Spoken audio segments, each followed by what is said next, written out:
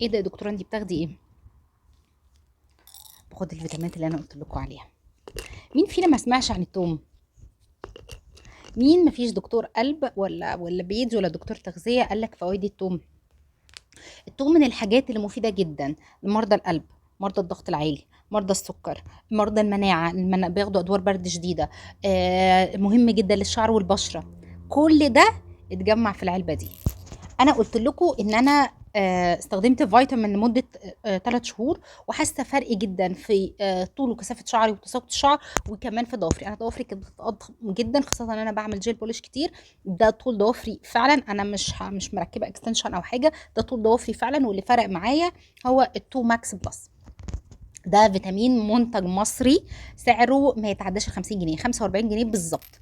في 50 قرص، بيقعد معاكي فتره. جرعته بناخد قرصين بعد وجبه الفطار، بعد وجبه كامله بناخد قرصين بعد وجبه الفطار. انا تقريبا خلصته خلاص، وهبعت اجيب تاني. طيب في ايه بقى التوماكس بلس؟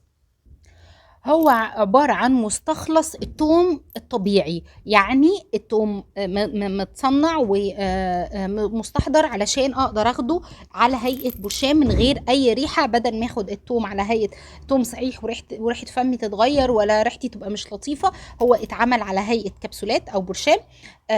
مفيد جدا، لان هو التوم بيبقى موجود فيه احماض امينية، وموجود فيه مضادات اكسدة بتعلي جدا من المناعة، بتقلل الكوليسترول الضار، بتظبط الضغط الدم، الناس اللي عندها ضغط مرتفع بتساعد تقليل مستوى ضغط الدم، كمان بتساعد في تقليل مستوى سكر الدم بالنسبه للناس برضو اللي عندها سكر، ما تقلقش منه. طيب في موانع مع التو ميكس بلس؟ في موانع الحوامل طبعا ممنوعين، المرضعات علشان ممكن يغير من طعم اللبن للبيبي، واصحاب المرض الضغط الواطي الشديد، الناس اللي ضغطها بيوطى قوي لازم تاخد، لو هي عايزه تاخده هتاخد قرص واحد بس بعد وجبه فطار محترمه. يعني كده انا ظبطت السكر وظبطت الضغط وظبطت صحه قلبي وقللت الكوليسترول الدار وطولت شعري وعالجت ضوافري، وكمان ساعدني في الدايت ورفع مناعه جسمي، من غير ما الجا اضطر ان انا اخد التوم على هيئه توم صحيح واحس ان انا ريحه فمي كريهه. ده كان الريفيو اللي انا وعدتكم بيه. على فكره هو سعره 45 جنيه، الدوز بتاعته 2 بعد الفطار. قولوا لي تحبوا نكمل في سلسله ريفيوهات عن ادويه وفيتامينات ولا لا؟